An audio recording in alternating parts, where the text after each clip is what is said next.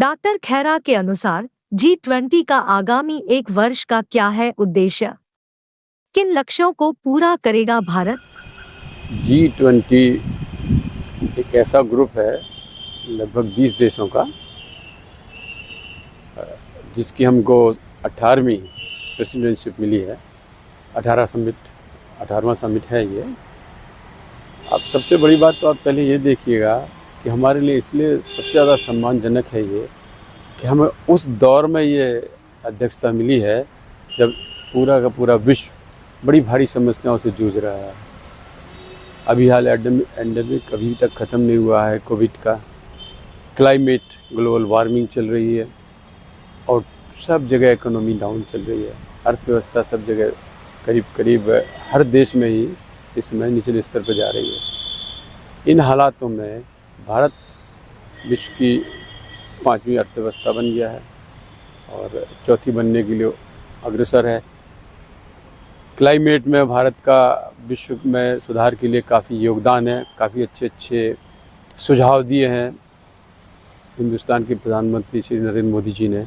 उन सुझावों को और उनके विचारों को हिंदुस्तान की बढ़ते हुए विकास को देखते हुए ये समझा गया कि इस दौर में भारतवर्ष को G20 के प्रचार प्रसार में खर्च हो रही मोटी रकम के आरोप पर क्या बोले डॉक्टर खेरा? देखिए, हम बहुत सारी चीज़ों में ऐसे भी खर्चा करते हैं जहाँ जागृति का सवाल होता है, जहाँ विकास का सवाल होता है, जहाँ हमारे अपने खुद का या देश के सम्मान का सवाल होता है। एक तरफ हम विश्व गुरु भी बनना चाहते हैं और दूसरी तरफ हम ये भी चाहते हैं कि हम कूप मंडूक बने रहें। तो इसकी हमको जानकारियाँ इकट्ठा करने के लिए आपने देखा होगा अभी G20 का जो समिट सितंबर में होना है पूरे विश्व के देशों का, उसके पहले की तैयारियों में कई समिट यहाँ हो रहे हैं हिंदुस्तान में। मेरे ख्याल से लगभग 40-50 भी हो सकते हैं और एक राजस्थान में हो चुका है और भी बहुत सारे प्रदेशों में हो रहे हैं। तो ये जानकारियाँ भी एकत्रित करना है और समस्याएं भी जानना है और उनके समस्याओं के सॉल्यूशंस भी देखना है कि कैसे इनको दूर किया जाना है। अब आपको इस बात को जान के आश्चर्य होगा कि बुंदेलखंड में ही एक खजुराहो में भी होने वाला है, तो इस तरह से एक अरुणाचल में भी होने वाला है। तो एक से एक रिमोट एरिया में जिनकी खबर आज तक किसी ने नहीं ली, हम धन्यवाद देना चाहेंगे प्रधानमंत्री मोदी को और उनकी सरकार को कि इस समय ये काम हर जगह किया जा रहा है और सही समस्या और उसके निदान के लिए सुझाव मांगे जा रहे हैं ज़मीनी स्तर पर। ये नहीं कर रहे खाली मेट्रोपॉलिटन शहरों में या प्रदेशों की सरकार जहाँ बैठती है वहीं सबमिट कर लिया जाए। ये चाहते हैं कि उसमें गांव की भी बातें शामिल हो। और दूसरी बात, एक और सफलता हिंदुस्तान को अभी मिली है कि जो हमारे सजेशन था कि one world, one economy, one future, वसुधैव कुटुंबकम का ही एक ये रूपांतरण है कायदे से, तो उसको भारतवर्ष को सारी दुनिया मानेगी और यही भारतवर्ष का मोटिव है और इस समिट में भी यही मोटिव है।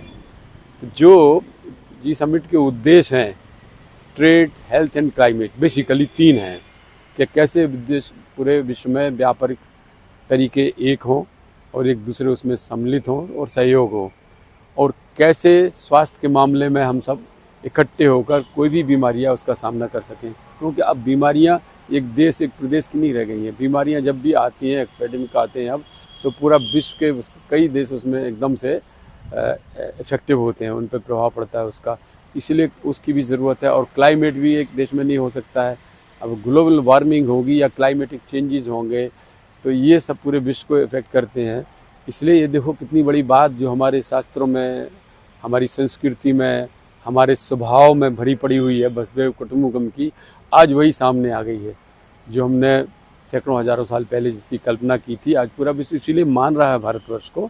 और रहा इसका खर्चा कि आप कह रहे विज्ञापन में खर्चा हो गया, अरे जागरूकता के लिए कितना खर्च करते हैं हम लोग, समस्याओं का निदान पाने के लिए कितना खर्च करते हैं, तो कुछ भी नहीं है। ये उन चीज़ों पे खर्च हो रहा है जो हम इंफ्रास्ट्रक्चर सबमिट कर रहे हैं। और हमेशा देखा होगा, अब लोग कहेंगे साहब आपने डिफेंस में पिछली सरकारों ने जो इतने सालों तक बुलेट प्रूफ जैकेट नहीं दी थी, राफेल नहीं खरीदे थे, आप कहें साहब इस सरकार ने तो इतना पैसा खर्च कर दिया डिफेंस, उसकी आवश्यकता है।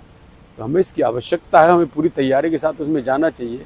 विशेष तौर से जब कौन कौन से देश इस समिट में हैं, आप देखते तो सही, America, Canada, Australia, Italy, Japan, चीन, यूनाइटेड किंगडम, ब्रिटेन, ये तो मतलब मुख्य पूरे देश की जो जापान मेन कंट्री हैं, लीडर्स देश हैं जो आज तक रहे हैं, वो सब इसमें आएंगे। और उसमें अगर हम ठीक से अपने आप को प्रेजेंट नहीं कर पाए तो भारतवर्ष के लिए ये बड़ा दुर्भाग्यपूर्ण होगा, और ये मोदी जी के रहते नहीं हो पाएगा। ये खर्चा कुछ भी नहीं है। और खर्चा जहाँ तक विपक्ष का सवाल है ना, तो एक ही काम है, अच्छा हो तो बुराई करना। आप पाकिस्तान में हमला करो तो ये कहेंगे कि हमला हुआ ही नहीं है, अगर आप रफेल खरीदो ये कहेंगे रफेल बेकार खरीद रहे आप। इन्हें तो करना ही है, 24 घंटे है, इतना बड़ा समिट मिल गया। विपक्ष इस समय मौजूदा सरकार से जल भुन के मरा जा रहा है कि कैसे हो गया। यानी मोदी की खिलाफत में वो हिंदुस्तान की तरक्की और विकास भूल गए हैं, इसलिए उनको विरोध करना है।